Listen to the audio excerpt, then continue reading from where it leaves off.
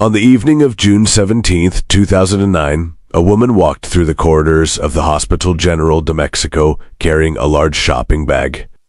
There was nothing suspicious about her. She knew the hospital and she had worked there for years.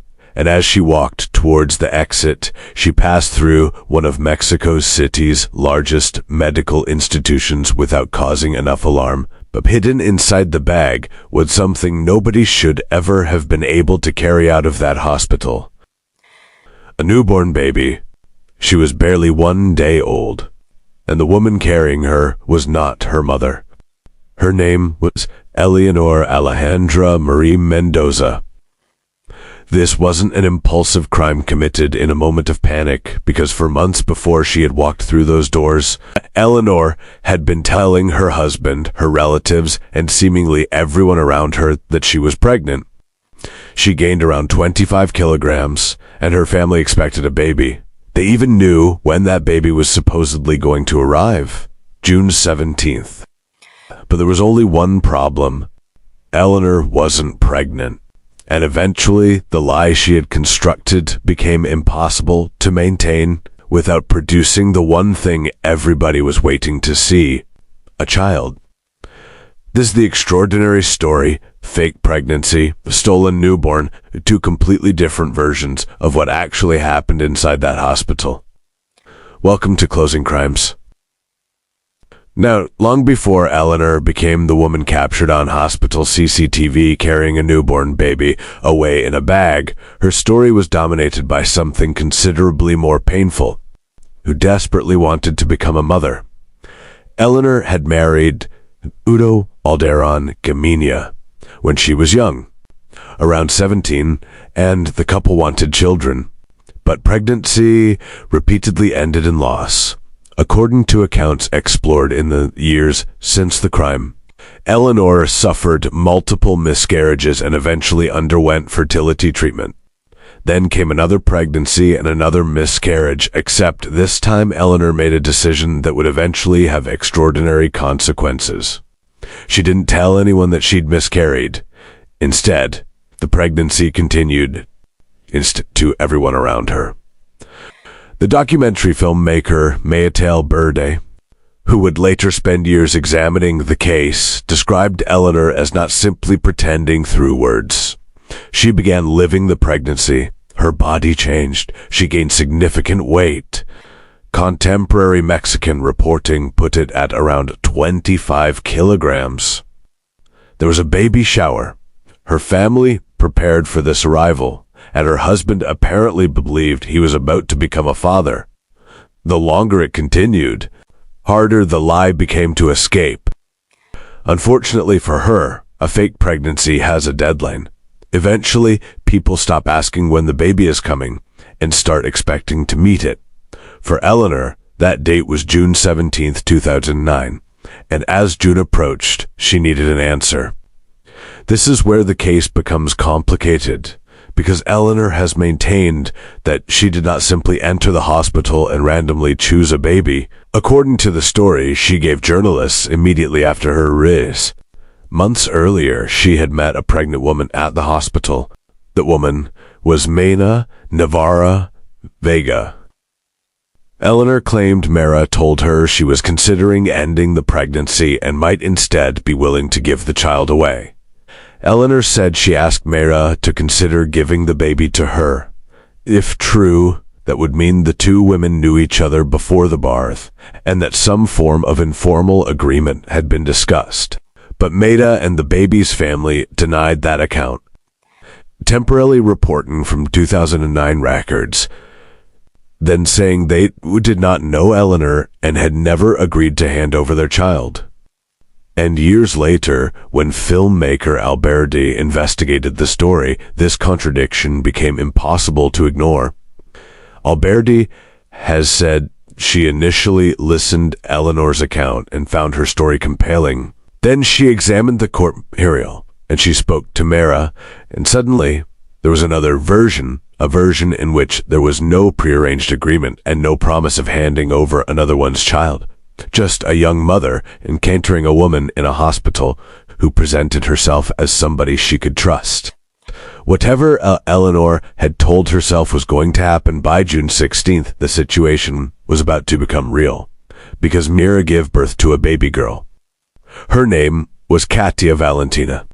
She weighed approximately 2.4 kilograms, she was healthy, and the following day, Eleanor went to the hospital. Now on to June 17th, where Eleanor had an enormous advantage. She wasn't wandering around an unfamiliar building. She had started working at the Hospital General de México in 2002 and had previously spent time working around obstetrics before later being assigned elsewhere. People recognized her. They understood the building, and she also had employee identification. For Eleanor remained inside. Reports had her saying she arrived around 11 in the morning, and at some point she approached Mayra. According to hospital reporting at the time, Eleanor presented herself in a way that gave the impression she had a legitimate reason to be around the maternity area, and eventually came the opportunity. Mayra briefly left her baby. Some reports said she went to the bathroom, and when she returned, Katia was gone. Eleanor had taken the newborn, but she still had to get out, and that required walking through a functioning hospital carrying a child that wasn't hers. Her solution was brutally simple: a bag. Katia was placed inside a large shopping bag or a department store bag, and at approximately 6:45 that evening, security cameras captured Eleanor leaving the hospital with it. There was no dramatic sprint for the doors. It was just a woman leaving a hospital carrying what appeared to be shopping. However, this supposed shopping bag had a newborn baby inside, and by the time anyone understood what had happened, Eleanor was gone, and Mayra's one-day-old baby had vanished. Now, the search began. The hospital now had every pediatric nightmare unfolding inside it. A newborn baby had disappeared, but investigators had one enormous advantage. CCTV. had been near Mayra, and hospital employees recognized the woman. Eleanor wasn't an anonymous stranger because she worked there. So authorities now had a name. They contacted her family. According to reporting at the time, information provided by Eleanor's father, investigators established where to look, while telephone records were also examined as authorities tried to reconstruct what had happened. And Eleanor hadn't traveled very far. She and Arturo were found at the Hotel Hollywood of Sada Ignacio Tarragosa, Mexico City's Gricola Oriental neighborhood. In the early hours of the following morning, police entered room 449. Inside were Eleanor and Arturo. They were reportedly asleep, and in the room with them was Katia, alive. The entire kidnapping had only lasted hours. Sebi was recovered and returned to her parent, Mayra Navarro Vega, and Ricardo Alejandro Ramirez. But finding the baby didn't resolve the strangest question, because there were now 3 adults in the story, and one of them claimed he hadn't known there was a kidnapping at all. Her husband, no. When Eleanor and Arturo were brought before the media, Eleanor suddenly spoke. Her message was simple. Her husband had nothing to do with it. Initially, authorities weren't convinced. Officials at the time believed the kidnapping as something planned over months by the couple, and prosecutors pursued both Eleanor and Arturo. Both were sent into custody while the case proceeded. And from the outside, Arturo's story seemed almost impossible. His wife had supposedly been pregnant for months. Now there was suddenly a newborn. How could he possibly not know? But that became one of the most remarkable elements of this case. Arturo maintained that he had genuinely believed Eleanor was pregnant. The weight gain, the preparations, the story she had constructed around herself. He said he didn't understand the truth until the baby appeared. Whether people believed him personally was one thing. Whether prosecutors could prove his criminal involvement was another. Arturo spent roughly 2 years incarcerated before ultimately being acquitted. Eleanor's defense of what happened remained extraordinary. She maintained that Mayra had previously offered her the baby, but there was a fundamental problem. Media said it wasn't true, and her family said it wasn't true, and the physical actions captured that day were difficult to reconcile with the idea of a normal consensual transfer of a child. A newborn had been removed while her mother was away, and she had been put inside a bag. She had been taken from the hospital without authorization, and Eleanor and Arturo were subsequently found with her in a hotel room. There are situations where two people can remember a conversation differently. But this wasn't a minor disagreement over wording because two versions described fundamentally different events.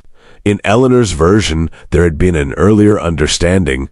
However, in Mayra's version, somebody had simply stolen her daughter from her. And when the case reached court, it was Eleanor who had been held criminally responsible. In 2011, she was convicted and sentenced to 14 years in prison. And this is where most stories about Eleanor used to end. A woman faked a pregnancy. She kidnapped a baby, and she was caught. She went to prison, but 13 years is a long time. Long enough, the newborn at the center of the case, long into a teenager.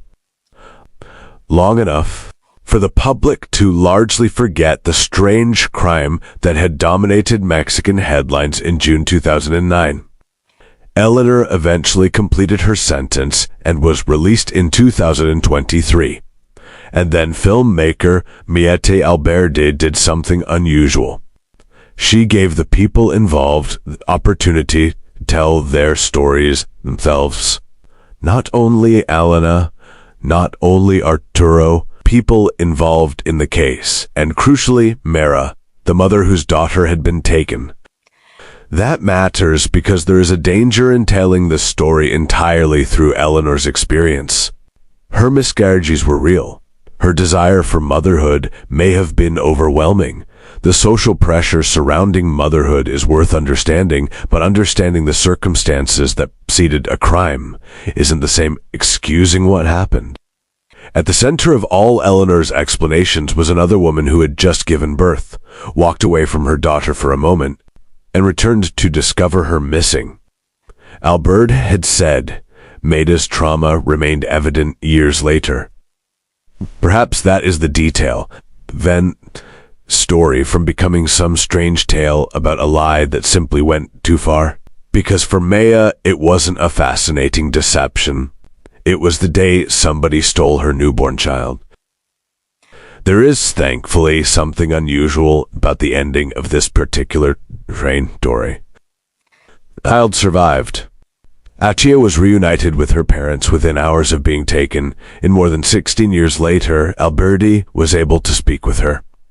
The newborn carried through a hospital inside a shopping bag is now a teenager. According to Alberdi, he is healthy and happy. He has even joked about her patient being understandably protective of her. It's an almost surreal ending when you return to that CCTV footage from 2009.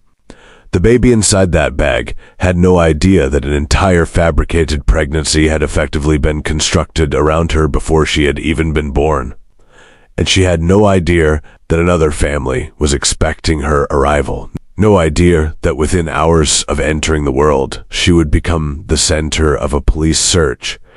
And no idea that 17 years later, people would still be trying to understand why it happened.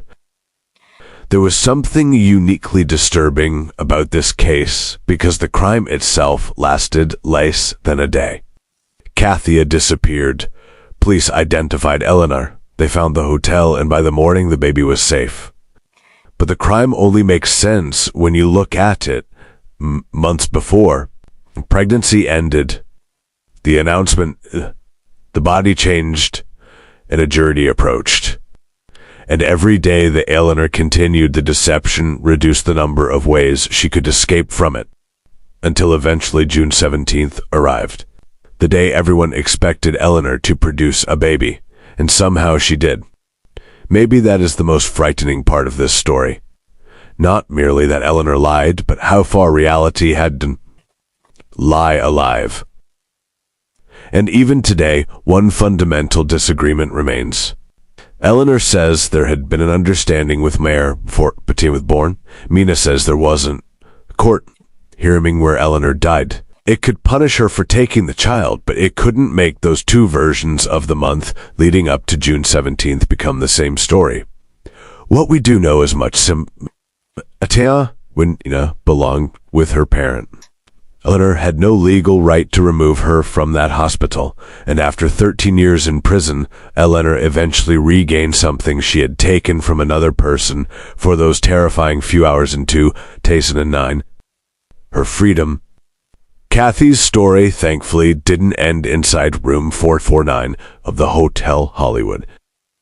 He went home, perhaps in a genre filled with stories where victims never get that opportunity. That's an ending worth remembering. This is Being Closing Crimes, where we go beyond the headline, follow the evidence, and uncover the details behind crimes that are often far stranger than fiction. If you enjoyed this investigation, subscribe for more carefully researched cases from the past and present. Because sometimes the most unbelievable part of a crime is discovering that it actually happened.